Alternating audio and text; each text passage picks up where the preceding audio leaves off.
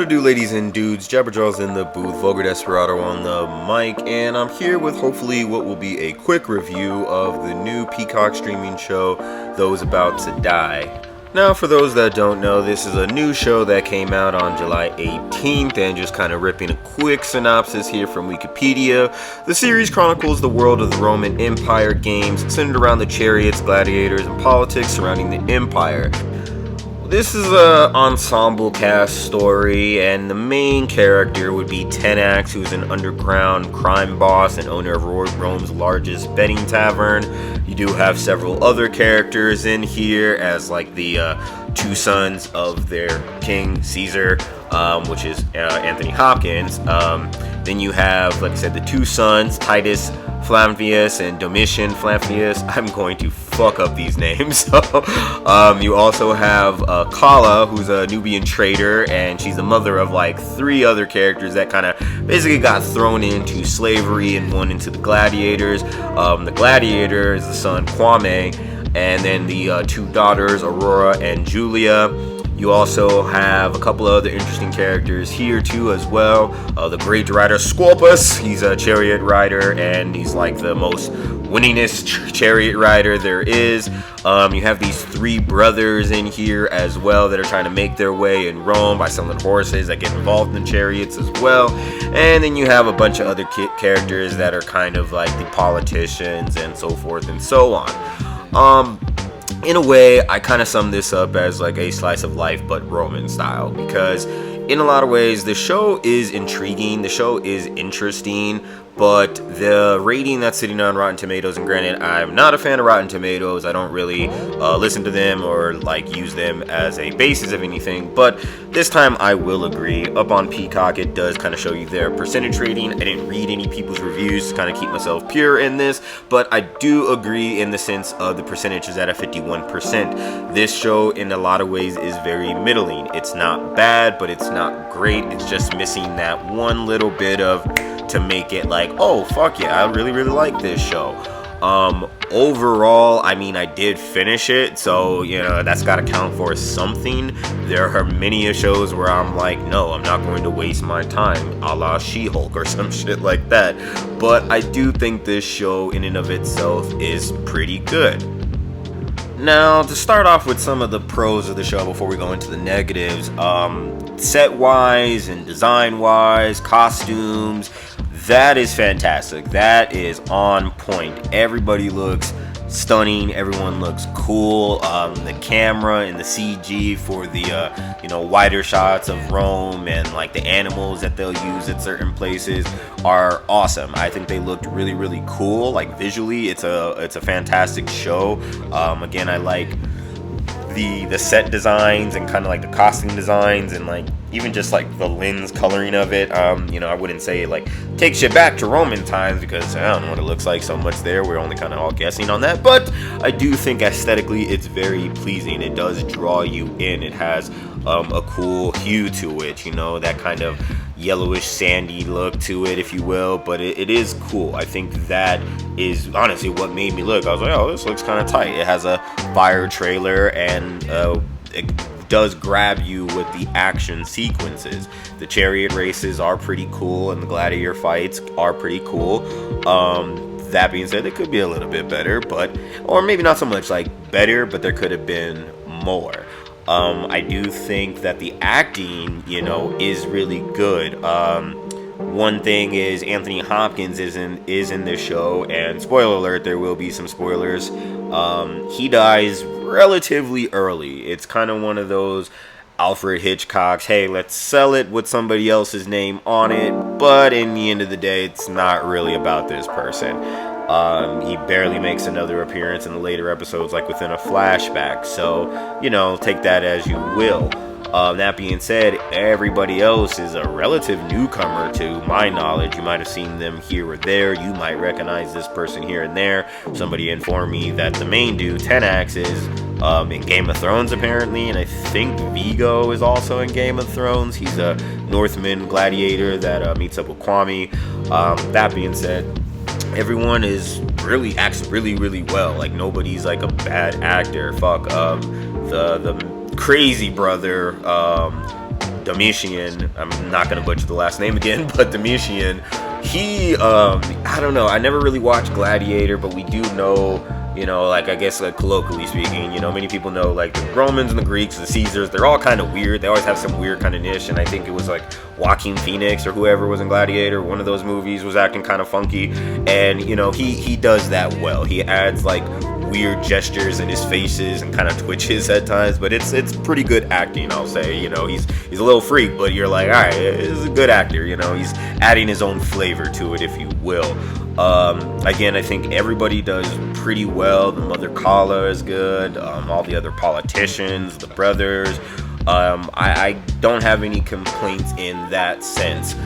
To me, the main complaint, and this is my main complaint with a lot of TV shows, is the length.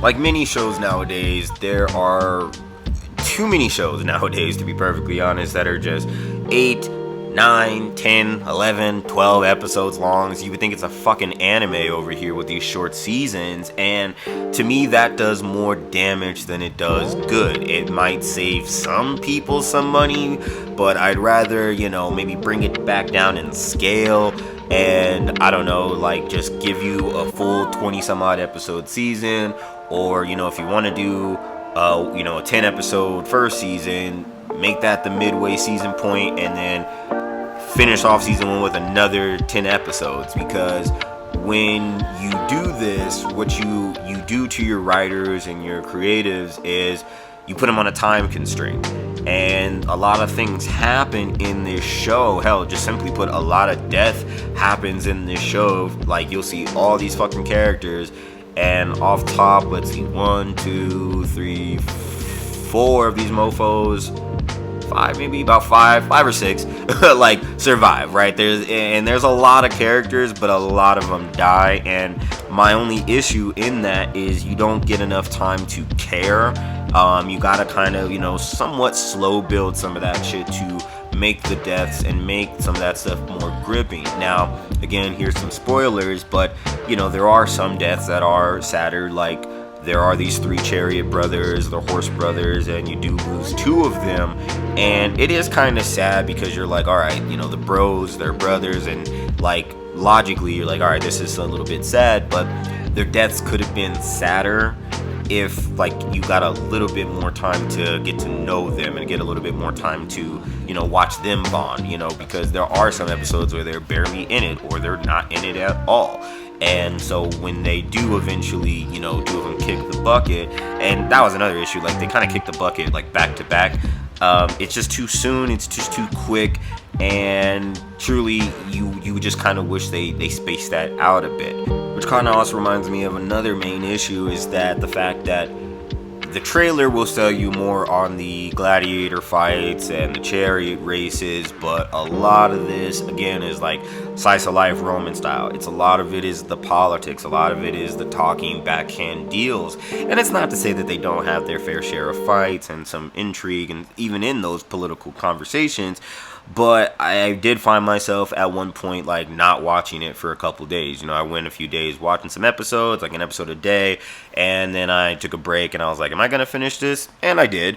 But because more of it is like talking and more of it is like some of the backhand deals, it's like I said, it's like a slice of life for Rome. You know, you're kind of just watching people do their jobs in a way. But it's because it's Roman, you know, it gets a little bit more intriguing than, say, your average slice of life anime where they're working at the cafe shop, right? So there is that intrigue in that and how they do their business, who's going to backstab who, yada, yada, yada. But you've definitely seen more intriguing dramas with betrayal and shady, shiesty shit like that. And I think that's kind of where it suffers, only because it's shorter.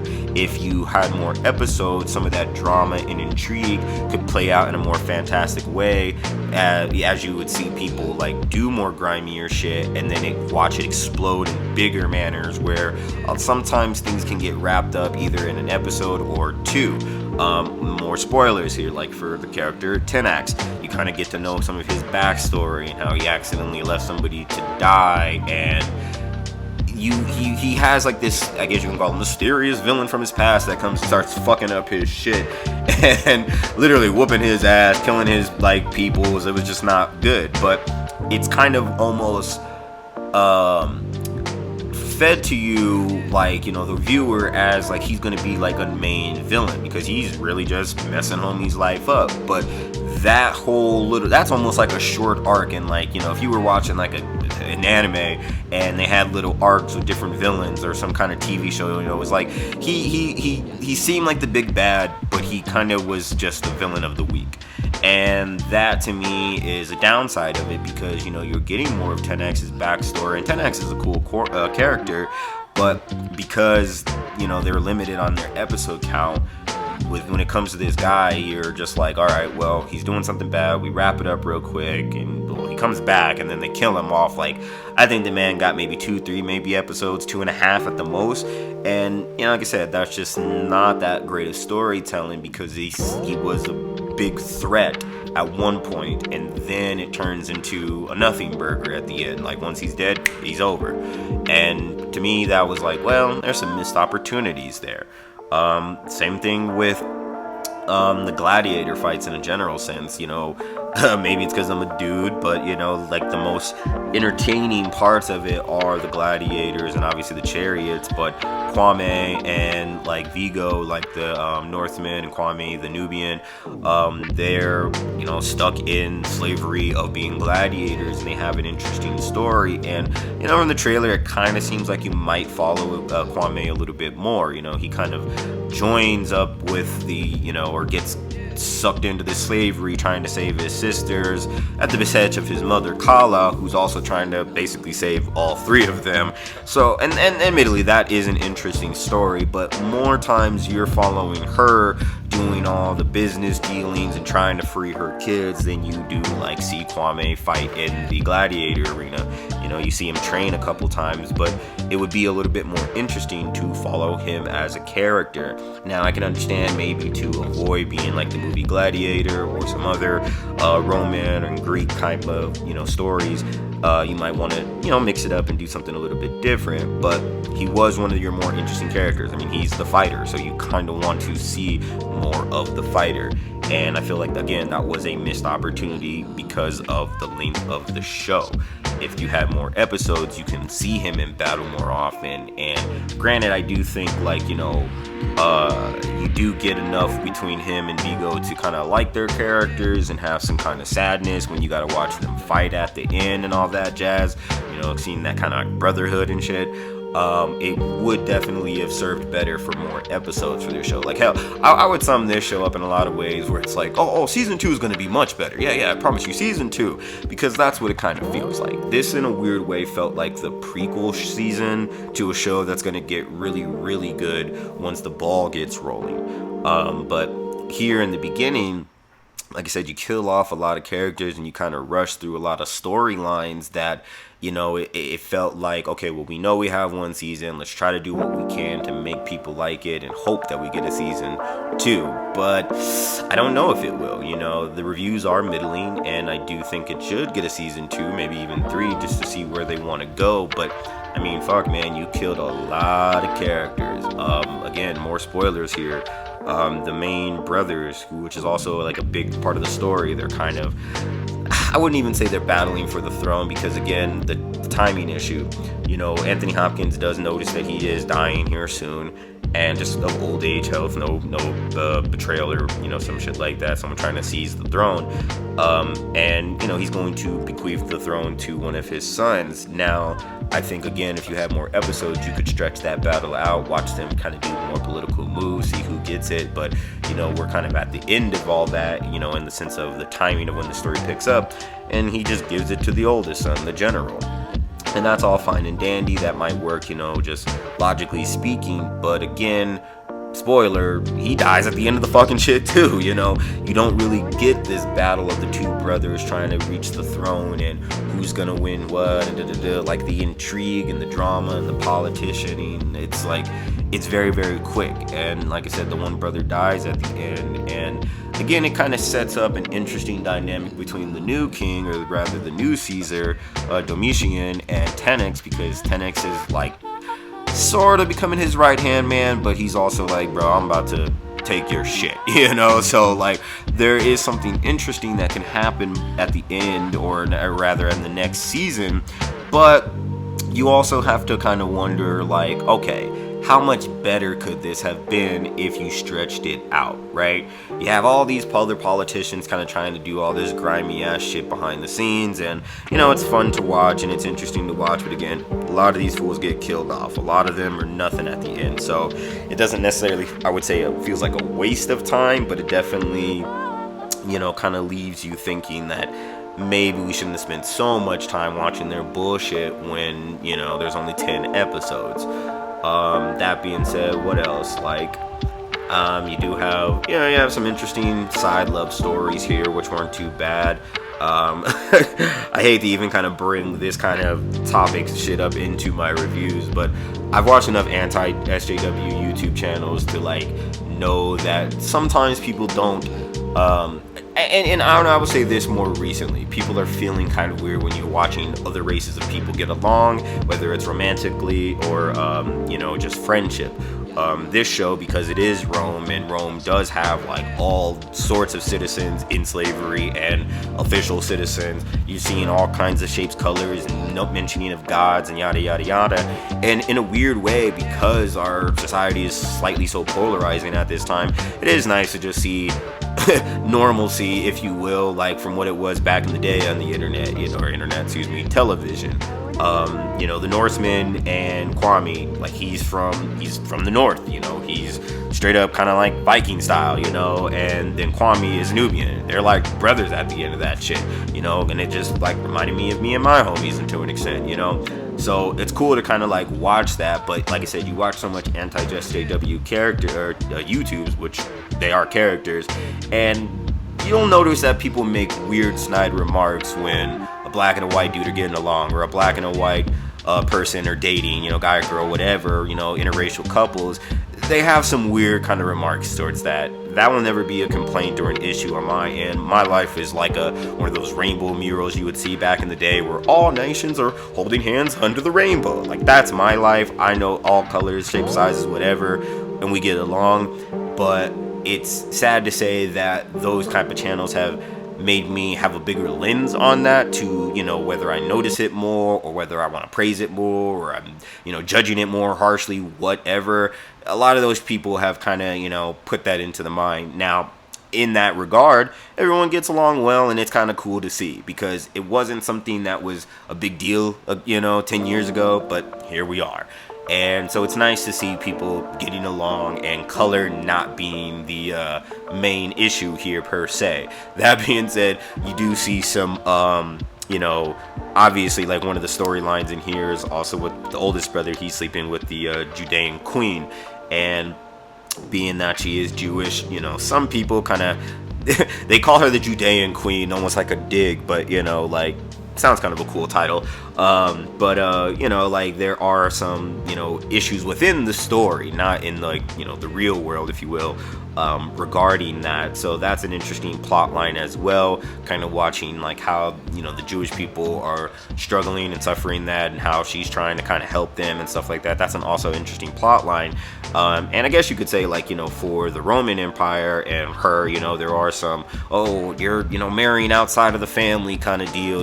There is that interracial relationship that is, a problem within the story. So it's interesting to watch in that regard. But again, a lot of these anti-SJW channels have kind of lost the ball and lost the mark when it comes to race relations, and sometimes just simple people getting along in a TV show is a bigger deal than it should be. But here, like I said, it's just kind of chill and nice to see, like, not making it a big deal, but it is cool to see, like, hey, we can be boys, some people can be lovers, and we just keep it on moving, keep pushing. I'm going a little longer than I want to, so I'm gonna try to wrap it up here, but I guess just a couple final thoughts. The show can be pretty funny at times. Scorpus is a pretty funny character.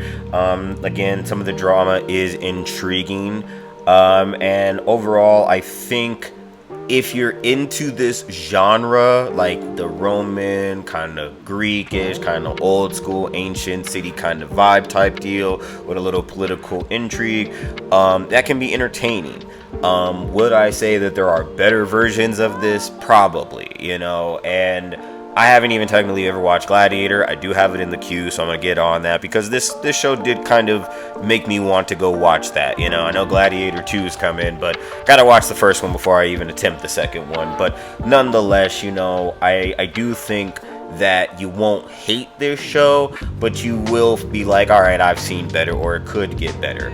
I do hope it gets another season because I think the way it ends, there is more story to be told. Now, I don't like that they killed a lot of the cool characters and there's only so many left, so you kind of wonder where it's gonna go. You got to introduce all these new characters if you do come back, but there is a point of intrigue and to be like, okay, well, what's gonna happen to the ones that are remaining, for those that aren't dead, you know, for those the ones that did not die?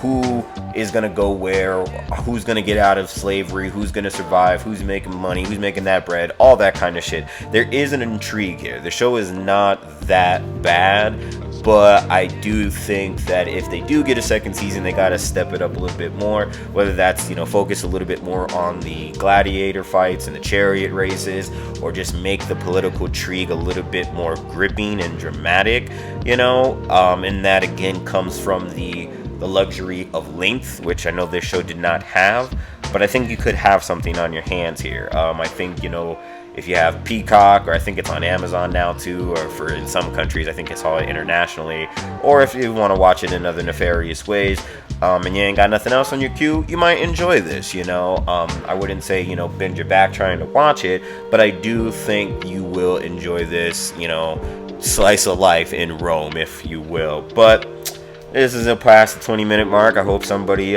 stayed this long to listen to the whole review. If not, and if you did, hit a like, hit the subscribe. I'd really appreciate the support on our road to 1,000 here.